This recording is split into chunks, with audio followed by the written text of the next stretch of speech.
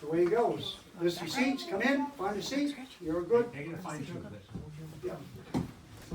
Yes, sir. But anyway, so welcome to the Lincolnville Historical Society's annual Christmas pageant. Yes.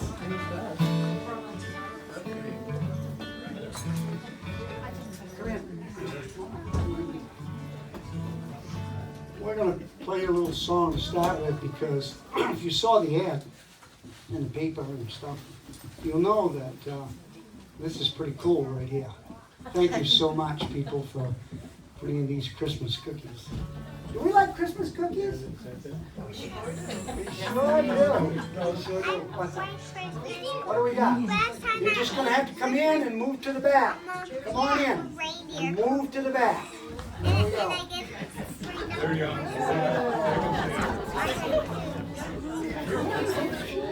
No way.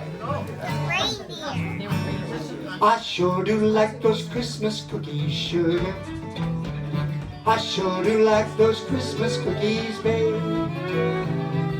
The ones that look like Santa Claus, Christmas trees and bells and stars. Sure do like those Christmas cookies, babe. Now Christmas cookies are a special treat. More she bakes, more I eat. I can't help myself to stop. Oh, sometimes she'll wait till I'm asleep, then she'll take the ones I didn't eat, put those little sprinkly things on top. I sure do like those Christmas cookies, sugar. Sure do like those Christmas cookies, babe. The ones that look like Santa Claus, Christmas trees and bells and stars. Sure do like those Christmas cookies, babe. Now the sprinkly things just make things worse, make them better than they did at first. Absolutely impossible to resist. Some disappear to who knows where. I make sure I get my share. Kids just stand there waiting, the ones I miss. Well, sure do like those Christmas cookies, sugar. Sure do like those Christmas cookies, babe.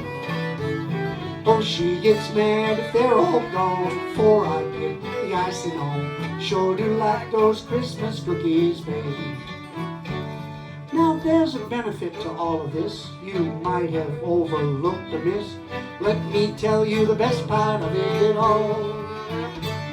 Every time she sticks another batch in the oven, there's 15 minutes for some kissing and some hugging. That's why I like Christmas cookies all night long. Ho, ho, ho!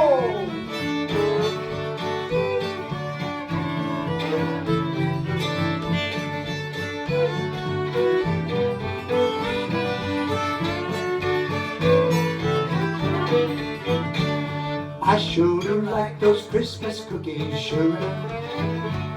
I sure do like those Christmas cookies, babe. The ones that look like Santa Claus, Christmas trees and bells and stars. Sure do like those Christmas cookies, babe. I sure do like those Christmas cookies, babe.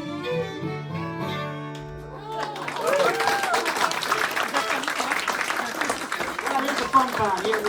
You guys get to sing on this one. You get to sing on this one. You play on it. We'll figure it out. I can help you. So let's see. No, you don't want to sing it then? Key of C. I just gotta make sure I get there. Tell us what time. Has there been a problem? It's beginning to look a lot like Christmas. I'm sorry, too.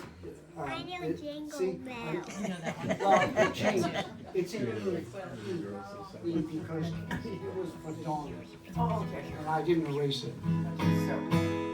It's beginning to look a lot like Christmas. Everybody sing. Everywhere you go, take a look in the 5 and 10, glistening once again. Candy canes and the lanes aglow. It's beginning to look a lot like Christmas. Toys in every store. But the prettiest sight to see is the holly that will be right within the front door.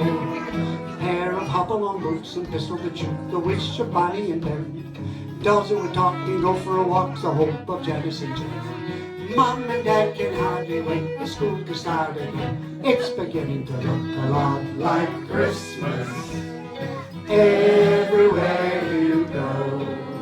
There's a tree in the Grand Hotel, one in the park as well, the sturdy kind that doesn't mind the snow. It's beginning to look a lot like Christmas. Soon the bells will start, and the thing will make them ring is the carol that you sing right within your heart. Hey.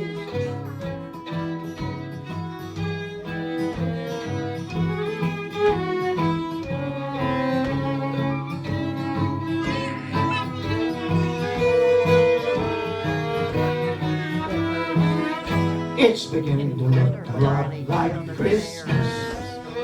Soon the bells will start, and the thing that'll make them ring is the carol that you sing right within your heart. Good job, guys. Good job. Thank you so much. Thank you. Well, we have been blessed for a lady to come and tell us a story, and she has an accent. I just thought I'd bring that to attention because you didn't recognize it. I'm telling you what, Cheryl, come on up and tell us a story. Let me get the microphone for you.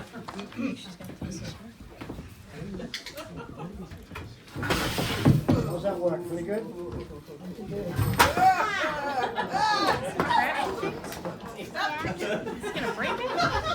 There you go.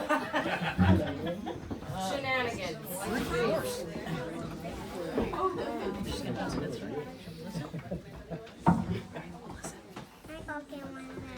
The next part. All right, I am, maybe he put me first because I'm very far afield in my story. It takes place long ago, but it doesn't take place here. I'm gonna read you a little story that my husband Neil's aunt wrote for her children and told at Christmas time. This story takes place in the deeply southern state of South Carolina, a place far, far away from the state of Maine, but both were largely populated by independent folk who worked the land to make a living. Jacqueline Winges Patrick was a formidable presence. The only and the oldest daughter and sister to three very rambunctious brothers, the youngest called in honor of that very attribute, Bunky. She always ruled the family with a lovingly iron hand. She was indeed a steel magnolia, and out of earshot, the family all called her General Jack. Aunt Jack wrote this story from the viewpoint of her 6-year-old self, which would place the tale around 1920. It's worth noting that the plantation she refers to at the beginning of the story was a large working farm.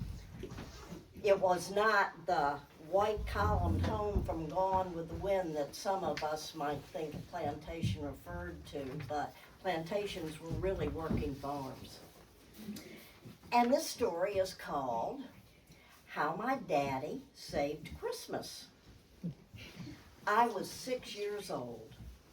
It was usually very quiet on the plantation in Calhoun County, but on this Christmas morning, I told Mama that I thought I had heard Santa during the night. Mama said, "I guess you did hear noises. We had a lot of excitement last night." Mama went on to say, her eyes sparkling with excitement, "Your daddy and I had just gone to bed when we heard something glide across the roof. Then we heard hooves tapping on the shingles, and we knew Santa was at our house. We kept very still. And then we heard Santa slide down the chimney into our living room. We could even hear him putting toys around for you and your brothers. Finally, we knew he had finished his job and had flown up the chimney. Suddenly, we could hear him running around on the roof. Mama continued. All at once there was a loud knock. Daddy threw the door open, and there stood Santa. He was very excited. He said, "Oh, Mr. Winches, I'm in terrible, terrible trouble. I need your help." Daddy said, "Of course I'll help you, Santa. What has happened?" "My deer are unruly tonight," Santa said. "I had to pull hard on the reins all the way from the North Pole. They kept kicking up their heads while we were flying in the air and prancing on every rooftop. Now, Blitzen has gotten loose and has run away. I must catch him quickly. Mr. Winters, I have gone only halfway around the world, and I must get to the other children tonight." Santa was wringing his hands. "Don't worry, Mr. Claus," Daddy said. "I have 8 of the finest hounds in South Carolina, and they will track your deer in minutes. Just let me put my boots on, sir." Daddy grabbed his sheepskin coat and hat as he ran out the door. "Come on, Mr. Claus," he called to Santa. "I'm going to let the dogs out of their pen." The dogs put their noses to the ground and began to trail the lost reindeer. Mama said she could hear them yelping and going, "Aroo, aroo," as they ran through the tall pine trees. Daddy had leashes on the dogs, and they were pulling him along. Santa was trying to keep up with them, and he was really huffing and puffing. The dogs cornered the deer in a fenced-in area, and Santa grabbed Blitzen's halter. As he led him to the house, Santa fussed at his reindeer for being naughty and delaying his trip. They leaped back onto the rooftop to get a quick start. Santa hooked Blitzen up with the other prancing, eager deer. Then Santa jumped into his sleigh, and he flew away over the treetops. He waved to Daddy and called to him, "Thank you, Mr. Winges. You have saved Christmas for many children." And now, I want you to know this is a true story. And if you are ever in Calhoun County, Mrs. Patrick says any member of her family can show you exactly where Santa caught Blitzen.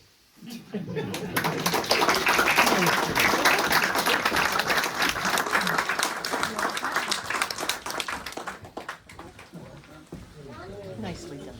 Nicely done. Oh, let's all sing. Yes, Can you sing? let's all sing. Jingle bells. Oh, there you go. Do you know this one? How to sing it. We'll sing it together. Is that okay? I hope you don't sing Jingle Bell Rock because I don't want to rock. I only know Jingle Bell. You only know Jingle Bells, you don't know Jingle Bell Rock. We'll have to see which one he's gonna play. Rob's gonna have to start doing some practice so he can get up to speed on the rock one. So everybody sing. Dashing through the snow in a horse open sleigh, the fields we go, laughing all the way. As one tells me, making spirits bright. Fun it is to ride and sing a sleighing song tonight. Oh, jingle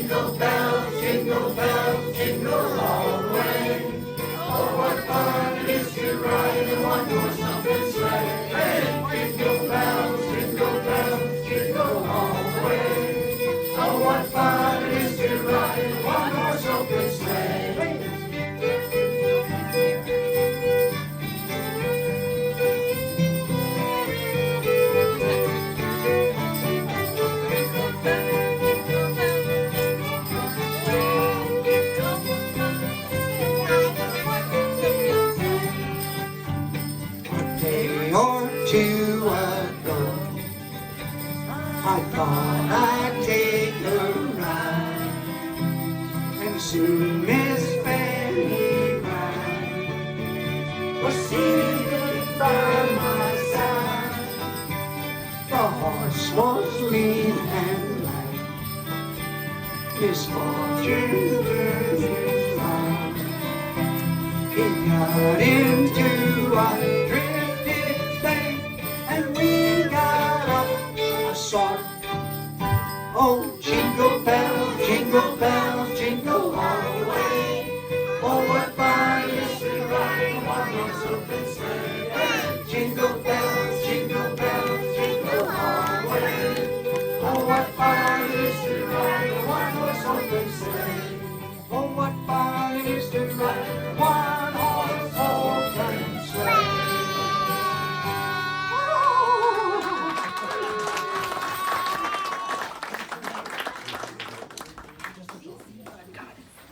All right, Great job. all right. Oh, guess who's up next? Now my turn. Santa's smallest elf that he has in and you must take the it's the smallest elf in all of Lincolnville. And we're gonna go over this so that you can Smallest elf. the smallest elf in all of Lincolnville. It's Paul McFarland.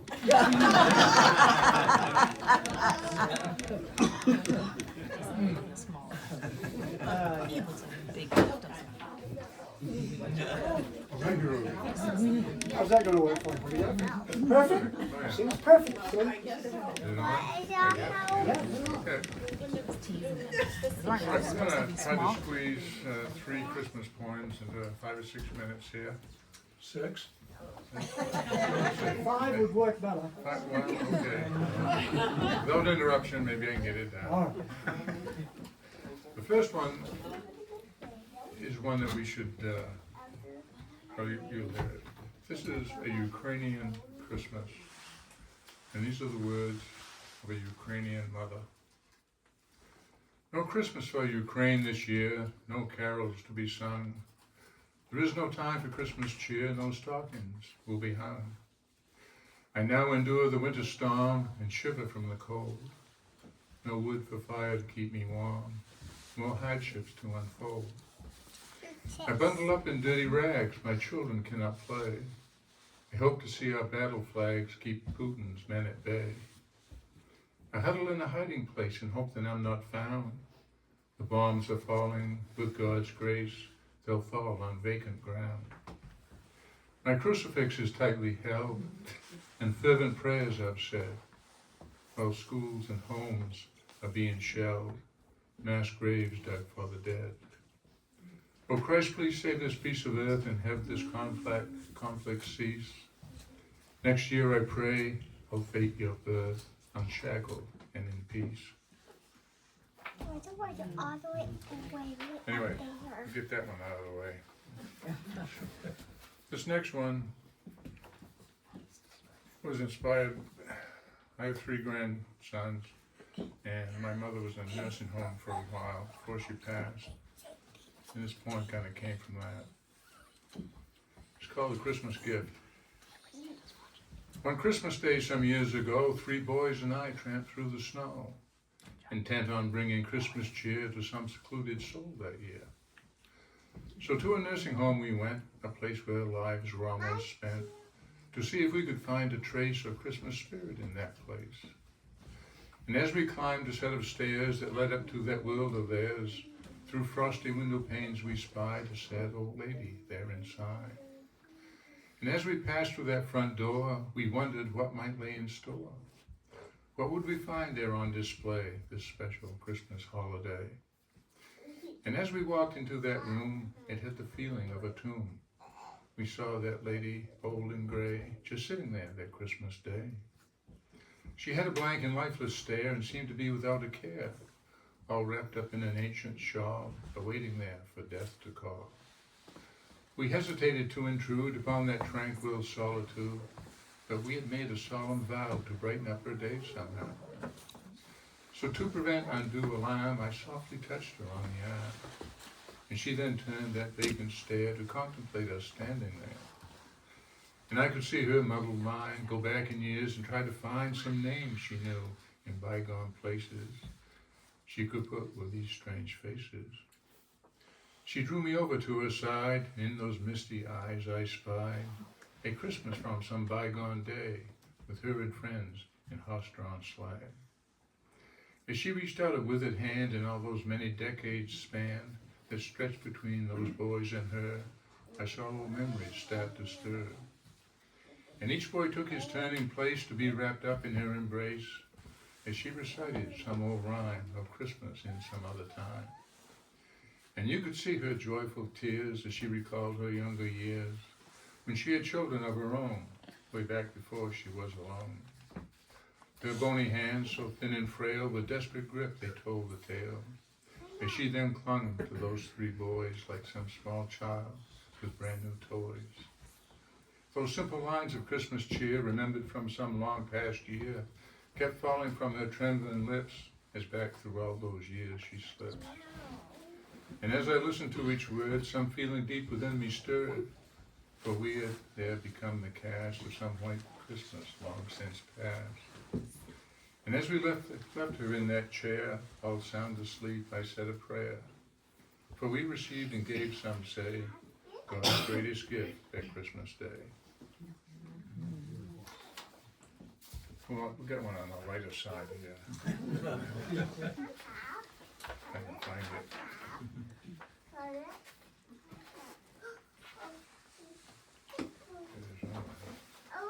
Okay. You'll all be able to identify with this one. Escape from Christmas. This Christmas will be different from the ones we've had before. Those countless gifts of Christmas past, this year will be no more. Each year we spin that same old yarn of how we're cutting back, but every year old Santa seems to have a bigger sack. We searched the house until we found that artificial tree.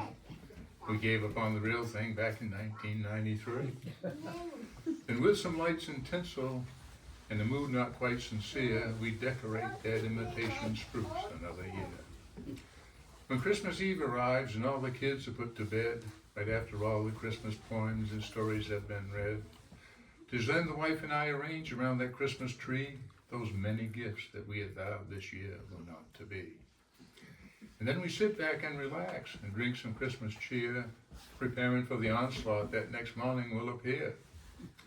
And then as we predicted, just before the rooster crows, the kids come piling down the stairs, some naked, some in clothes. They tear right through the stockings and they're on their sugar highs before I get a chance to wipe the sleep seeds from my eyes. And then we have a fight to see who's passing out the gifts. And when the quarrel's over, we decide to go in shifts. Now we just keep in tally of the presents that they get, and when this mayhem's over, there'll be tears, now you can bet. It seems new clothes for presents have not been too well received. The young ones in the family seem to be the most aggrieved. New underpants and new t-shirts have all been thrown aside, but there is not a single toy now that has been untried. I take a look around me at the mess that has been made, and then out to the kitchen to the mess and couch I wave. I open up the cupboard, and it's then that I must choose some coffee that will wake me up, or grab a drink of booze. Before I can decide, I have been summoned to referee a conflict that has taken place beneath the Christmas tree. It seems some untagged present is the reason for this row, but once they find that it's just clothes, there's peace and quiet.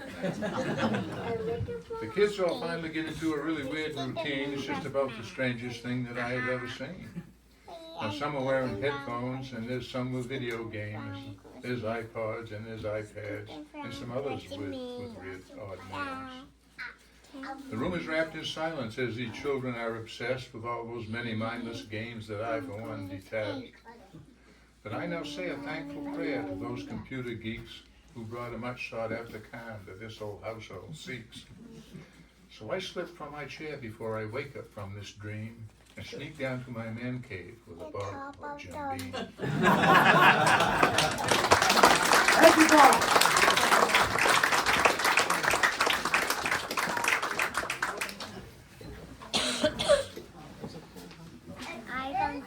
My next two guests very special to me. I just met them here a few months ago, and I'm very much impressed with them. Gentlemen, this is Lucano and Camilla. What do you need? I found out that it's kind of hard to play violin without violin. It's very hard to play a violin without a violin.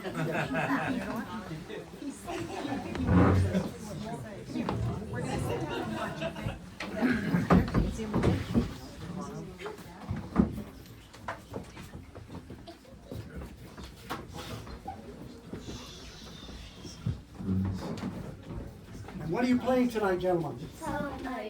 Very good.